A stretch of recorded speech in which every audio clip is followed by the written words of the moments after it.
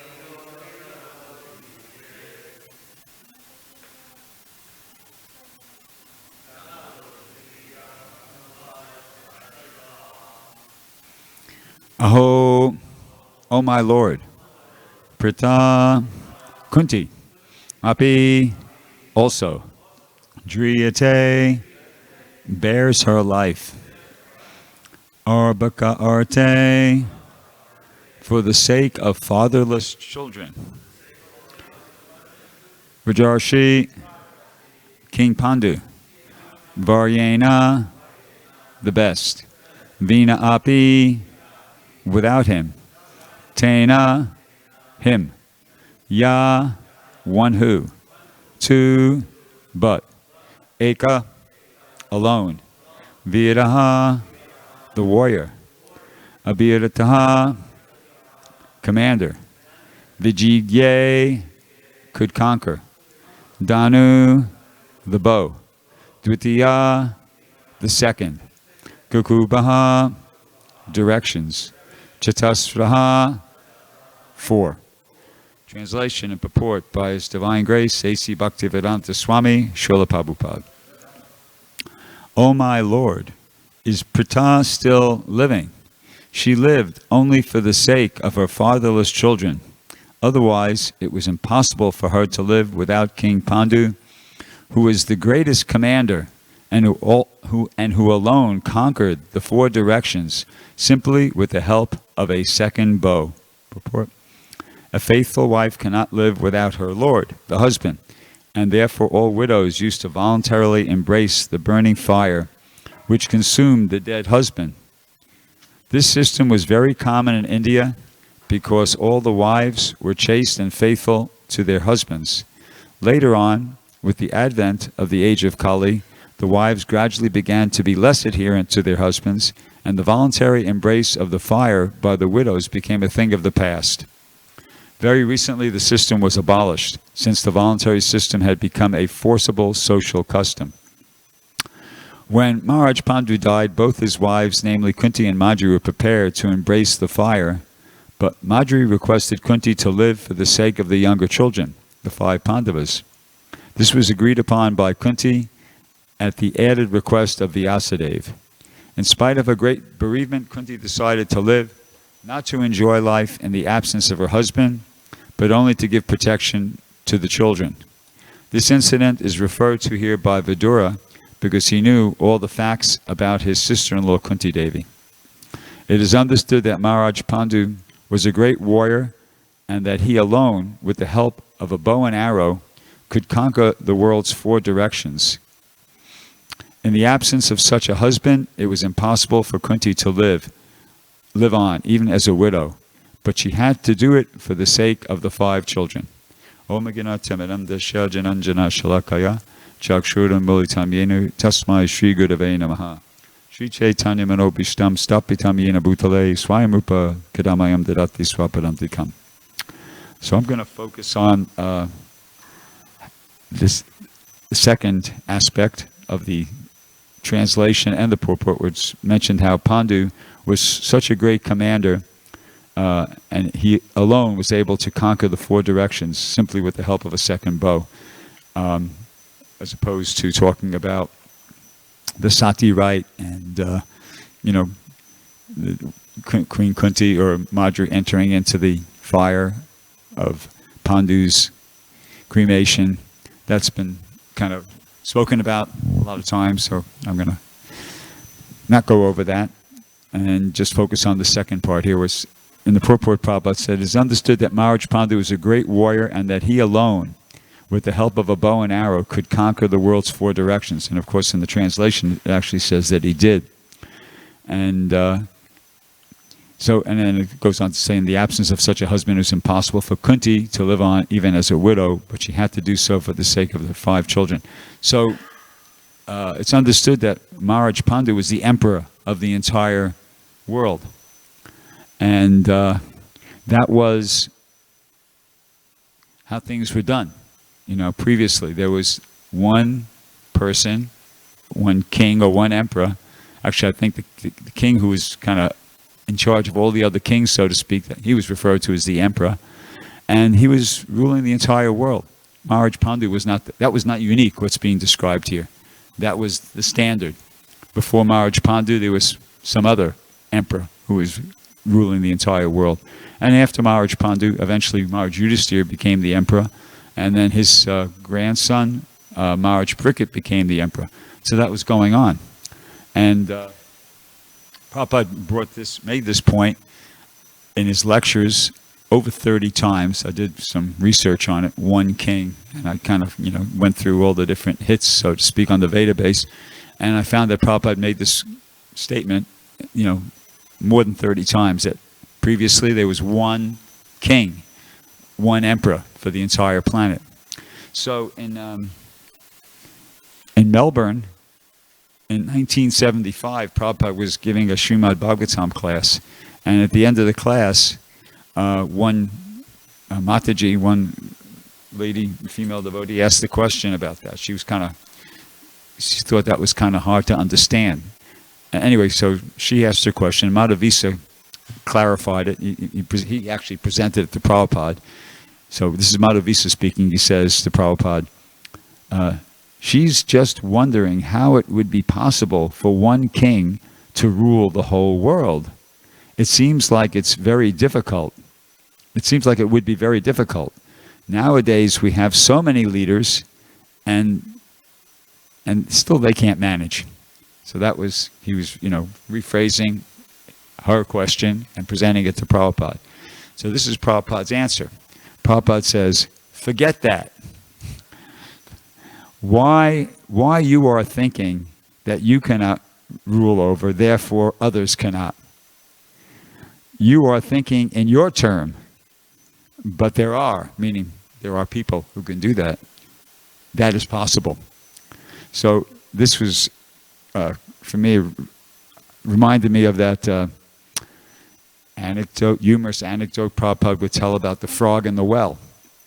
How there was a frog in a well, and another frog came to him and said, "Hey, I've seen the Atlantic Ocean.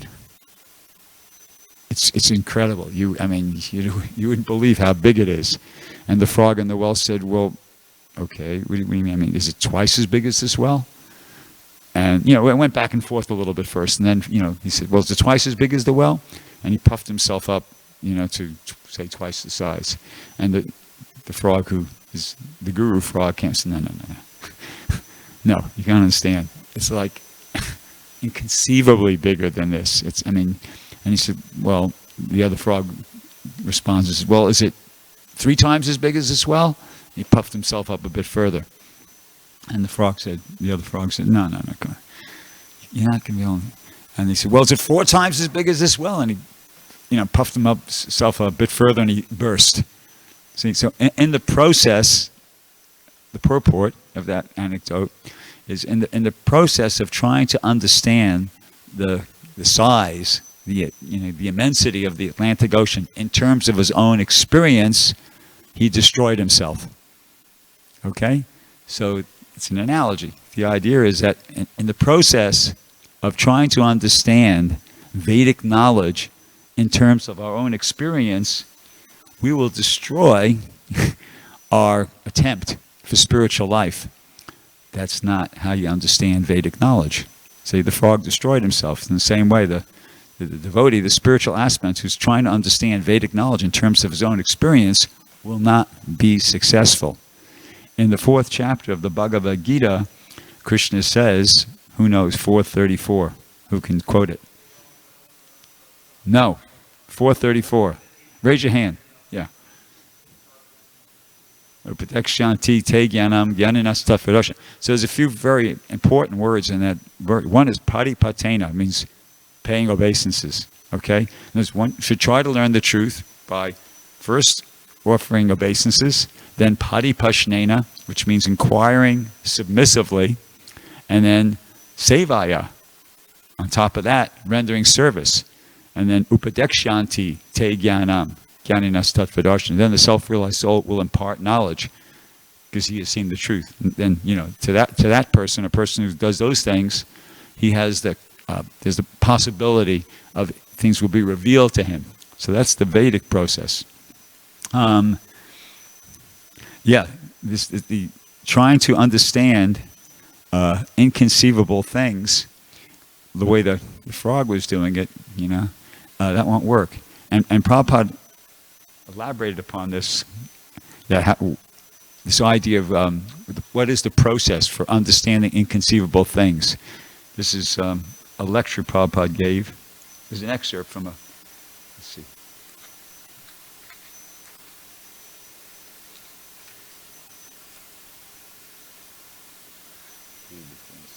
Okay. This is an excerpt from a lecture Prabhupada gave in Germany, June 19th, 1974. And he's speaking on this point. He says, Achintya kalu ye bhava na tam starkena yojayet. This is Vedic instruction that things which are beyond your perception, don't try to understand by this foolish argument and logic. Don't try to understand. Achintya kalu ye bhava. Achintya means beyond your conception. Chintya means within your perception. And achintya means beyond your conception. Achintya kalu ye bhava natam starkena. You cannot understand by this rascal logic and philosophy. That is not possible. Then Prabhupada poses a rhetorical question. He says, then how it is to be understood? How do you understand these things then if you can't understand them using your logic and your intelligence? He says, there are many places. He says, Atak Shri Krishna Namari Nabhaved Giraim Indirye. These blunt senses, you cannot understand Krishna. Krishna's name, Krishna's form, Krishna's qualities, Krishna's activities, you cannot understand. Then once again he says, and how can I understand? And he goes, it is said, Sevan Mukhehi Jivado. When you engage your tongue in the service of the Lord, when you engage your tongue in the service of the Lord, and then Prabhupada admits, he acknowledges, this is also very peculiar, that to understand by the tongue, not by the mind. He says tongue. Tongue means we have got two businesses we perform with the tongue. One is tasting foodstuff and vibrating voice. So use your tongue vibrating Hare Krishna Mahamantra and eat Krishna Prasadam. Bas. Bas means finished, enough. Then you understand Krishna. You don't understand, but he reveals. So this is our process for understanding knowledge, understanding things that are inconceivable. And pretty much everything in Krishna consciousness is inconceivable. You stop and think about it. It's all inconceivable. The holy name is non-different from Krishna. The deity is Krishna, etc., on and on and on and on. So we're not going to understand it by the process that the frog used. We have to do it like this: service, submissively hearing, okay, and then engaging in service. And that service begins with the tongue. Sevan Mukhe Hijivado. That's the title of this thing. Sevan Mukhe Hijivado. So Prabhupada makes that point. How that's how inconceivable things. That's how we possibly can understand them. Engaging in service, and it gets revealed to us. Elsewhere, Prabhupada elaborates upon that. Let's see.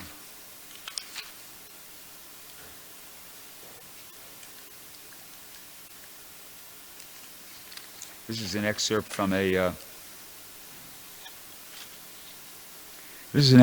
a room conversation, September 12, 1976, in Vrindavan. Prabhupada's meeting with the Lokanath Maharaj, and the devotees are doing the bullock cart program. So he says to them, getting right to the heart of it, he says, so they think speculative mind is the beginning of God consciousness. Speculation, you know. But Shastra says, no, not the mind. Manorata nasati davato bahi. If one is speculator, he will be on the material field. Asata ma sadgama. Don't remain in the asat. Come to the reality. Prabhupada says, that reality begins from the tongue. Sevan mukhe hijivado. Same thing again. Same point. You have to transcend the material perception in order to understand Vedic knowledge. So, and then he goes, Sevan, he quotes it again, Sevan mukhe jivado, ado. So give them chance to chant Hare Krishna and give them chance to take prasadam. That's all. Jivado. Utilize the tongue primarily. So, same point. And finally,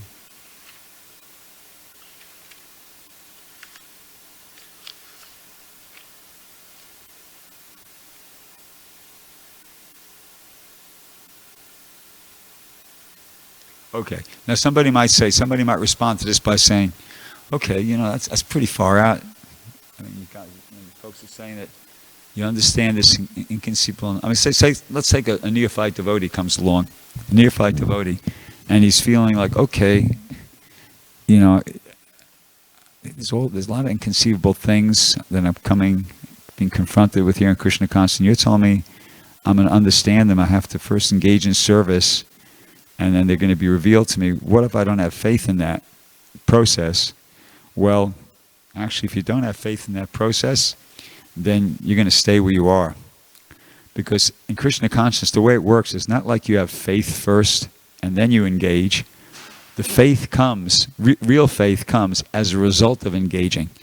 Somebody might start off with some sentiment, that's nice, maybe to get you going. But real faith comes as a result of engaging in the service. And I'll read you, this is an excerpt from a morning walk conversation. Prabhupada, July 21st, 1975, San Francisco. So Prabhupada, this Bahulasva was saying to Prabhupada, Prabhupada responded to something, he says, by service only.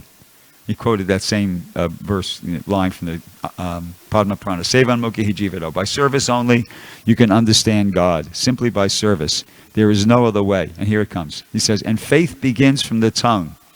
Therefore it is advised that you chant and take prasad. Then faith will come. See, so it's not the other way around. It's not like you have faith, and then I'll chant. No. By chanting and taking prasadam, the faith comes, Prabhupada says. Sevan mukhe hijivado. The faith begins from the tongue.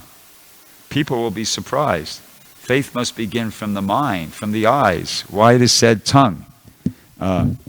They do not know. Simply by engaging the tongue in the service of the Lord, I shall understand. So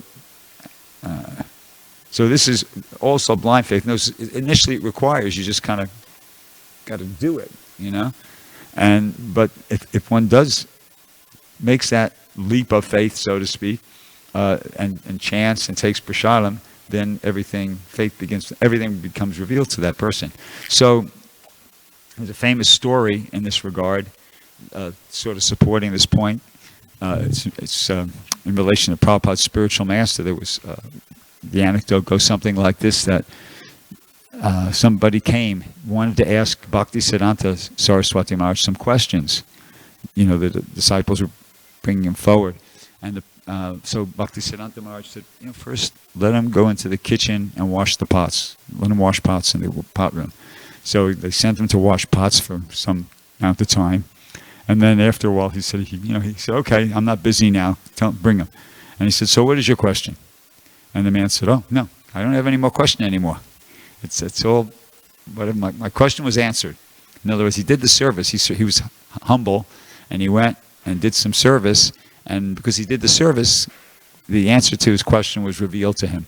from within, because he was humble and did the service.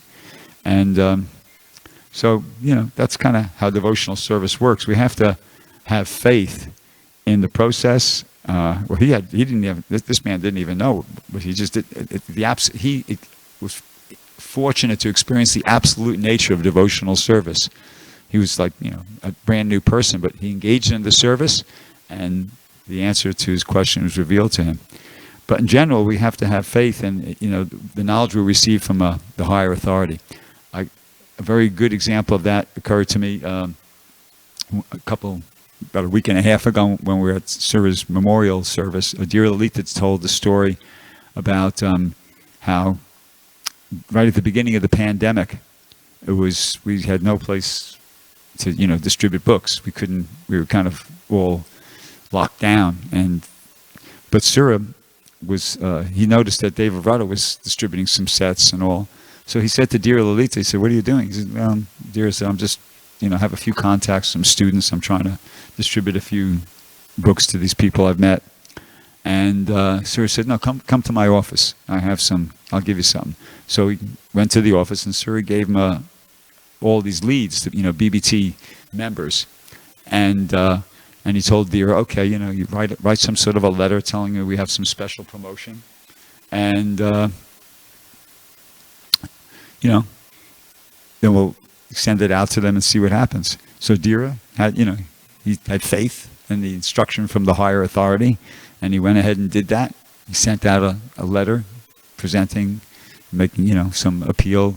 We have a special deal going on. Please take advantage of it. And he sold a whole bunch of sets like that, 15 or more, 15, 20 sets. So you get the knowledge from the higher authority, and then you got to work it.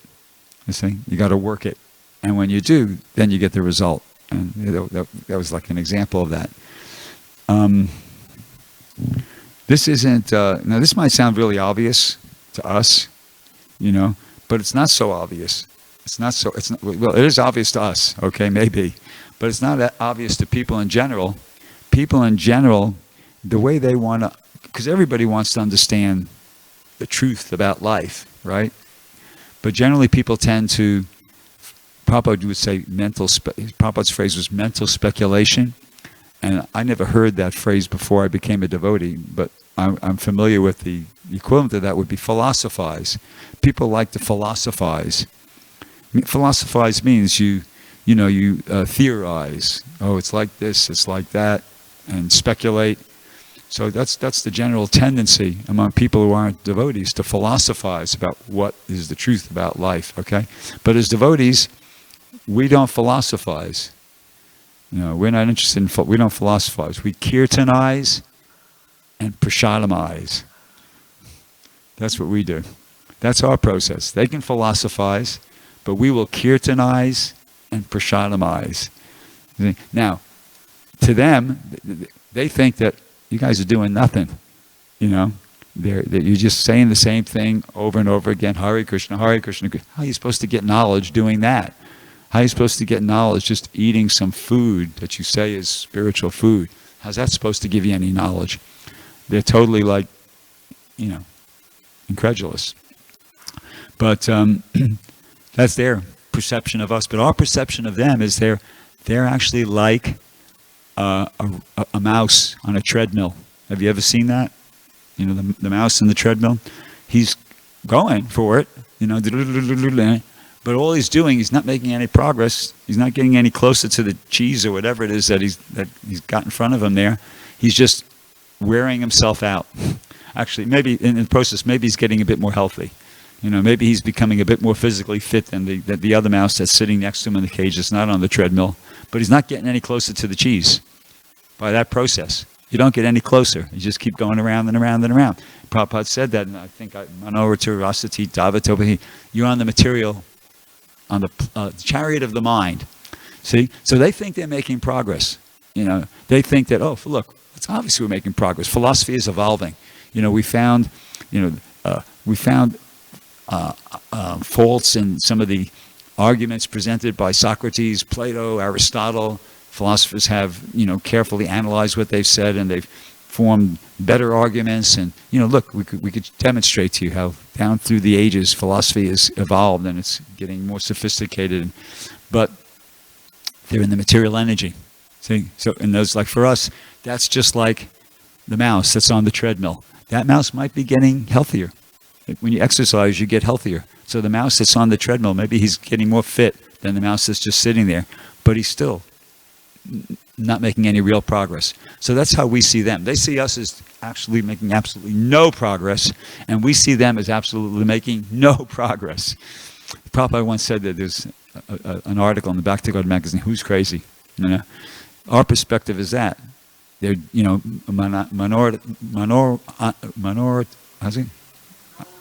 Asati Davatobi, just on the chariot of the mind.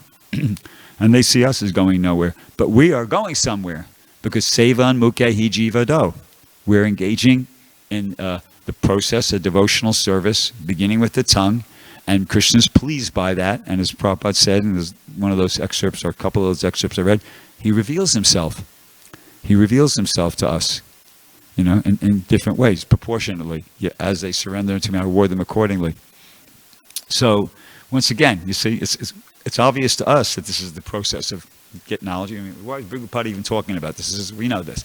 Yeah, but okay, we do, but it's good to, it's a very fundamental point in our epistemology, so it's good to kind of focus on it again.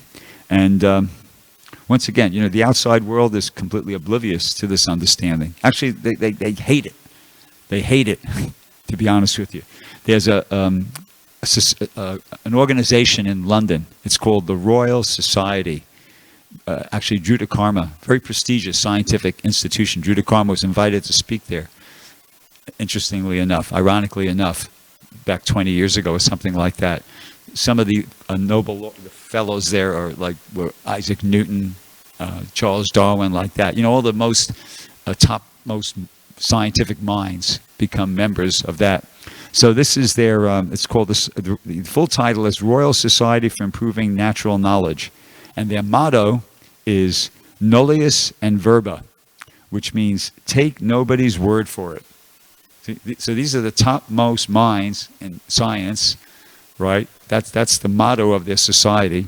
And their kind of explanation of that, filling it out a bit more, says that Nullius, it's an expression of their determination of the members to withstand the domination of authority and to verify all statements by an appeal to facts determined by experiment. See, so that's how they that's their approach to getting knowledge. They want to do experiments which will provide facts, and they get knowledge like that. But what they don't realize is actually they're also taking in authority. And I'll give an example of that. Maybe 5 years ago, between 5 and 10 years ago, I was doing Sankirtan up at the observatory. And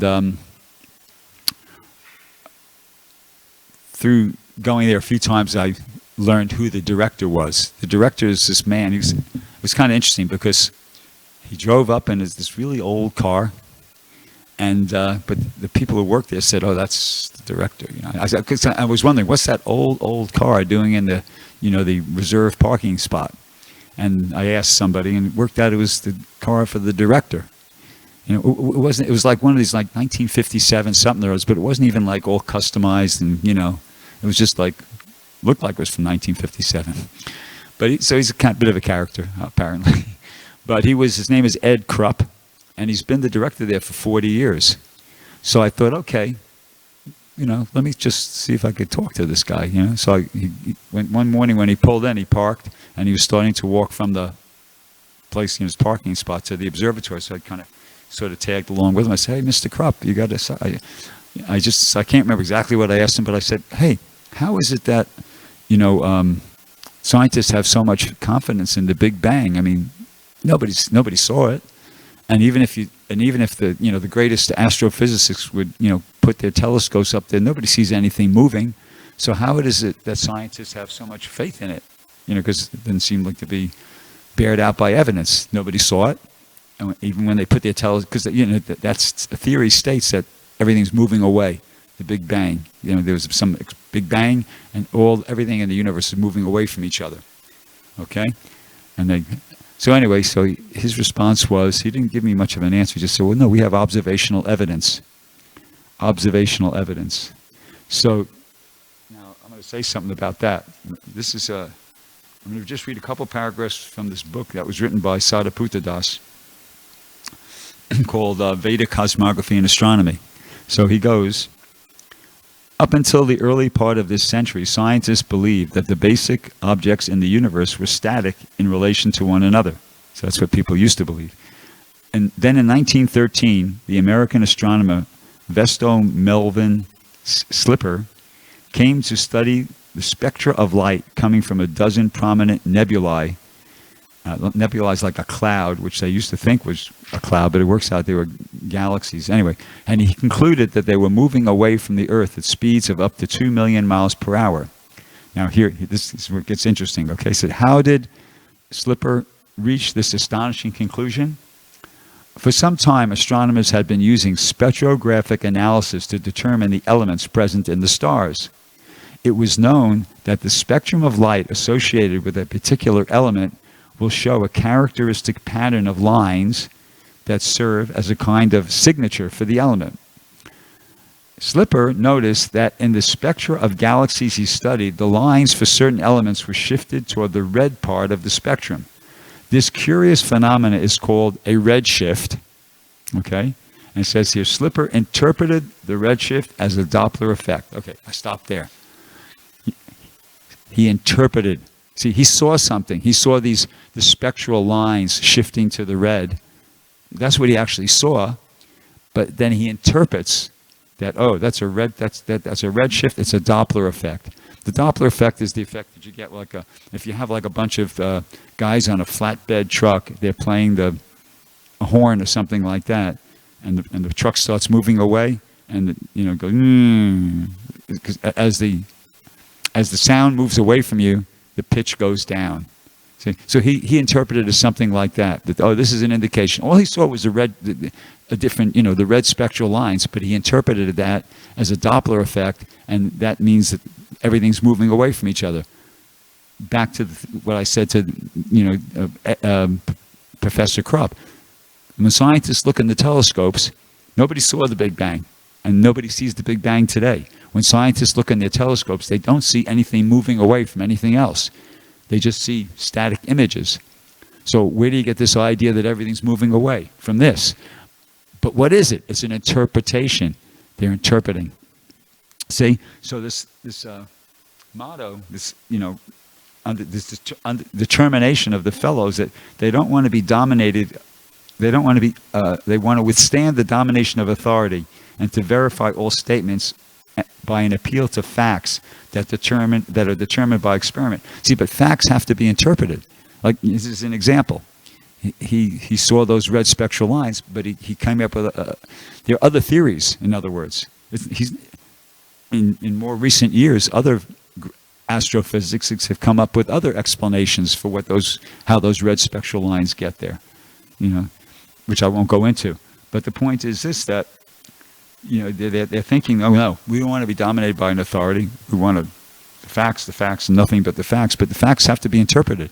And then somebody interprets, even in the science world, somebody interprets the facts, like this fellow here, Slipper, and he forms a theory, and then they all go with that. But it's no different. They're also just getting knowledge from an authority, like that. So anyway,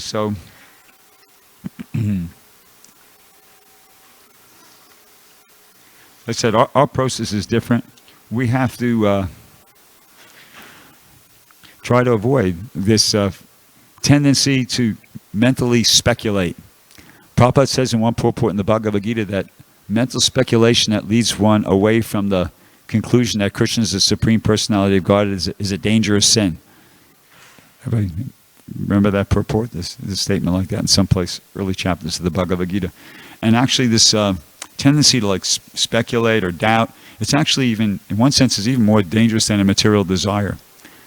Because when you have say you have a material desire, okay, say you're walking along the street and you see like a really beautiful woman and you feel lusty, or in the case of the women, a really beautiful, handsome man and you feel lusty. So wait, no, I'm not supposed to be thinking like that. Check that, It's obvious. But in the case of like a doubt arises in your mind.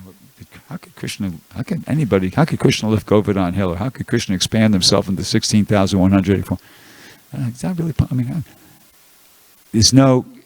It seems like, because we're conditioned, cultural conditioning is such that it's encouraged to doubt what you get from an authority. So you don't tend to. You don't have. It's not the same. You don't have the same knee-jerk reaction to when a doubt enters into your mind as opposed to a material desire. So you tend to just kind of let it, but it's the same thing. It's just, as it says in the Bhagavad Gita, Avritam Jnanam Etena Jnanino Nichavairina Kama Rupena Kunteya Duspadein Analenacha, that lust is never satisfied, it burns like fire. Same thing with doubts. I'll just modify that a little bit, because just like with sex desire, Krishna says in the Bhagavad Gita, Kamosmi Bhattatarsabha, that sex life that's not contrary to religious principles, I am. So there is a way. Sex life is not totally destructive.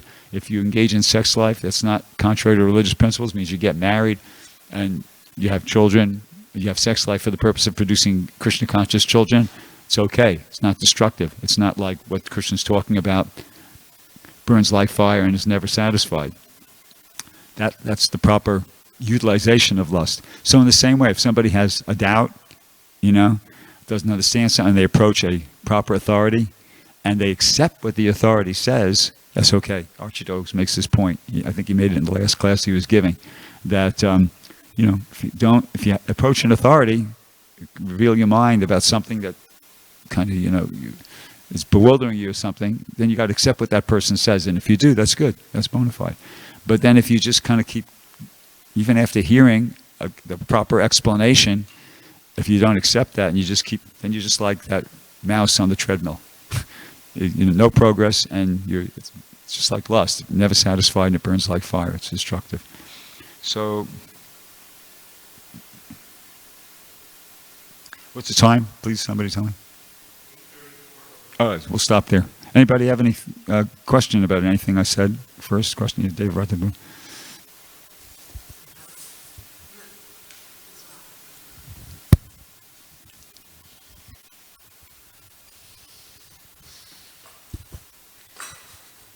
Simultaneously, Kapila Dev explains that doubt is it's an expression of the intelligence. And if we just have devotees in our movement that don't learn how to think for themselves, I mean, a lot of problems can arise, like we see in the past that there was instances where there's this kind of like a blind following, and from that a lot of problems arose Take things, because it's distorting your voice. We can see that through blind following within any tradition, it can create a lot of problems within the society. And it's really the thinkers who think and question and doubt and try to establish a solution that can actually, change the course of a society. But initially, when they're doubting, they're not really appreciated very much. So how do we understand this point that Kapila Dev is making, that doubt is an application of our intelligence? Because if we see something that's wrong and we doubt it, but simultaneously you could have someone who's apparently authority saying this is a good thing, then how do we adjust that? Because according to our philosophy, you have to surrender to an authority, but simultaneously we have to engage our intelligence to put two and two together. If there's something that we're seeing and there's something in Prabhupada's books that aren't aligning, but then there's an external circumstance where they're saying this is an authority and you have to accept it, but it's not aligning with the Siddhanta. So how do we manufacture? Within our society, there's a hierarchy of authority, and in the absence of Srila Prabhupada, the buck stops with the GBC. So, for instance, say something's happening on a local level, and you think this is not Prabhupada, this is not our philosophy, this is not Prabhupada's teaching, and you're not satisfied with what your Sankirtan leader says, or your temple president says. Okay, you can, respectful, sort of a humble way. Take it to the point of your GBC, and then you have to accept that, because that's Prabhupada said that they're the authority. You know, I don't think to be a member in good standing in ISKCON, you got to accept what the GBC says. Or certainly, if you're not happy with any one particular GBC, then you could maybe. But the idea is that GBC is the ultimate authority on issues. But there's also instances, and I'm just playing devil's advocate.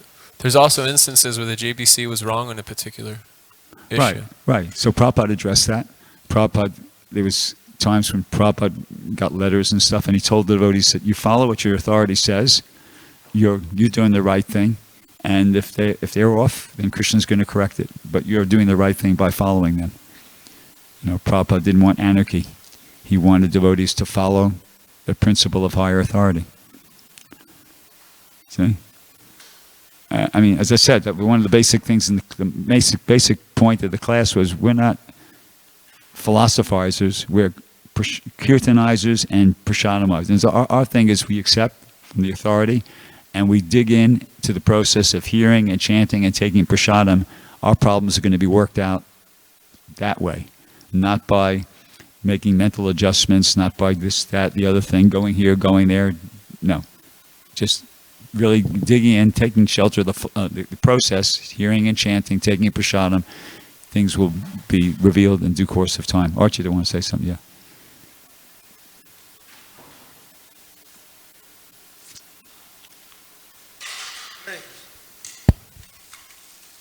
Thank you for the nice class, Prabhu.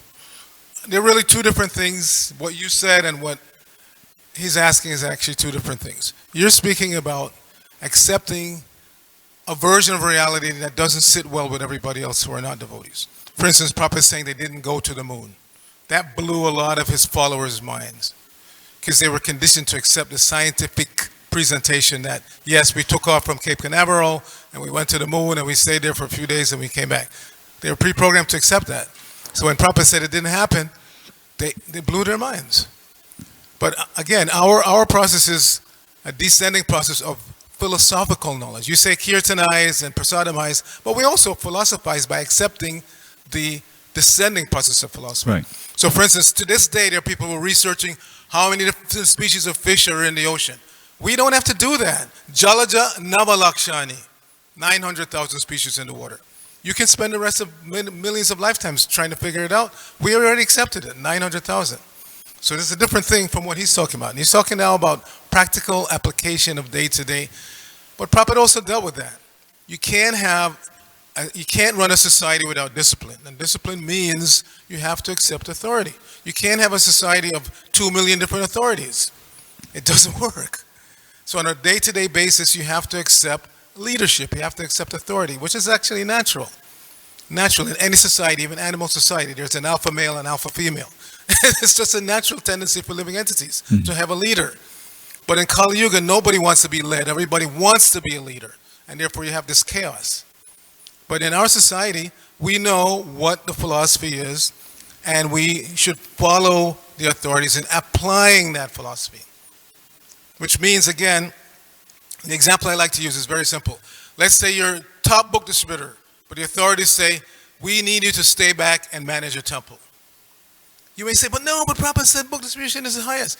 No, you have to accept what the authority says, or just vice versa. You're very happy being the head pujari, but now the authorities say, we want you to go out on the street every day.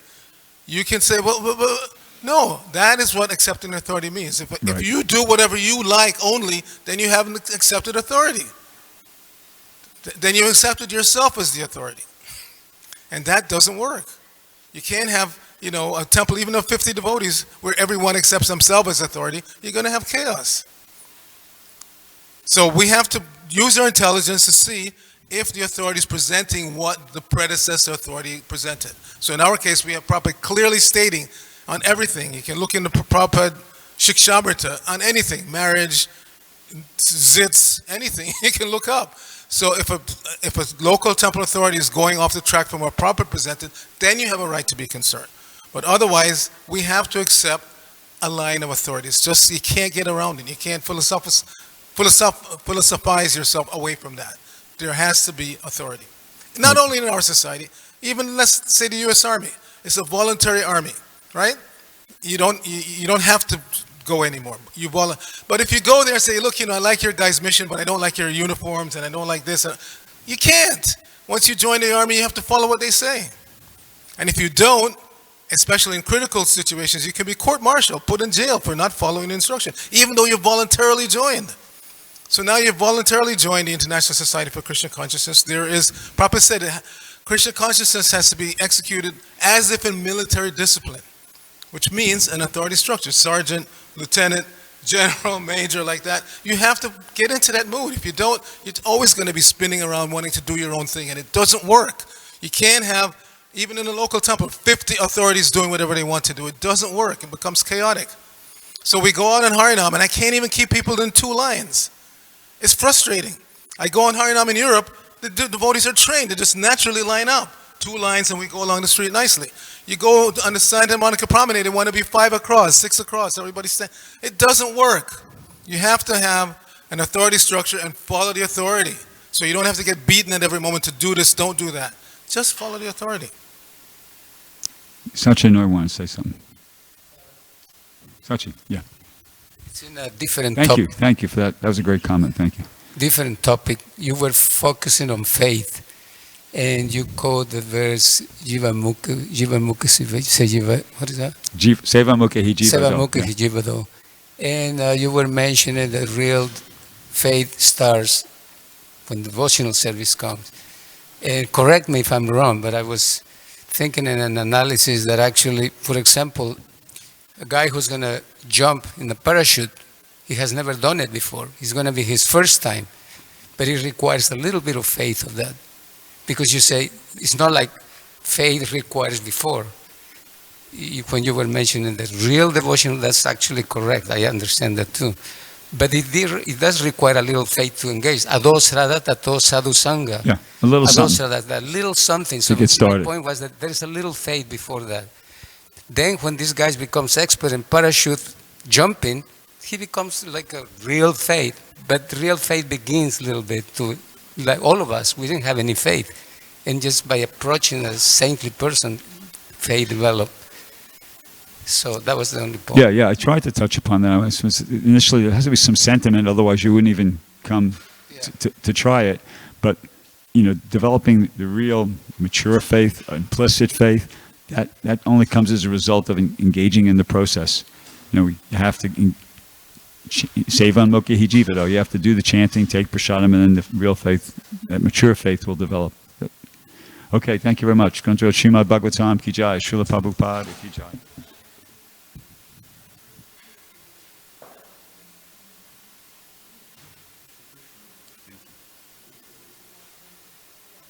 You were saying about how does the emperor control everything? Well, it's mentioned in the